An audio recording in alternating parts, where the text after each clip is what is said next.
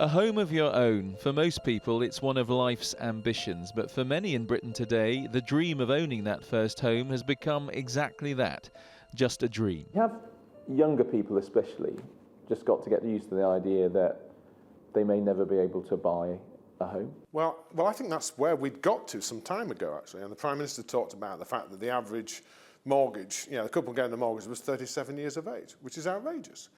According to the most recent figures, the average price of a house in Britain is £260,000. That's 10 times the average annual take-home salary and way beyond the 4.5 times salary most banks or building societies will lend for a mortgage. The prices are out of reach because not enough homes are being built. So, a question for the Housing Minister. Do you accept that we're not building enough houses? Absolutely, and we have an absolute desire to do it, and taking that broken model to where we are now has been a monumental move. We're going in the right direction and we will deliver.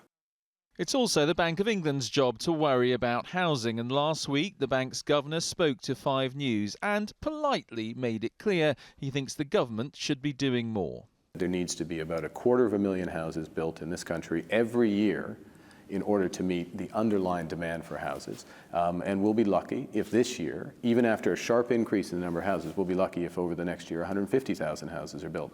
No. One way the government's trying to encourage house building is through the Help to Buy scheme. It's aimed at first-time buyers who put down a 5% deposit and the government guarantees the rest. The Webster family have used the scheme to buy a newly built house, their first home. It was really, really tough just to get the 5%.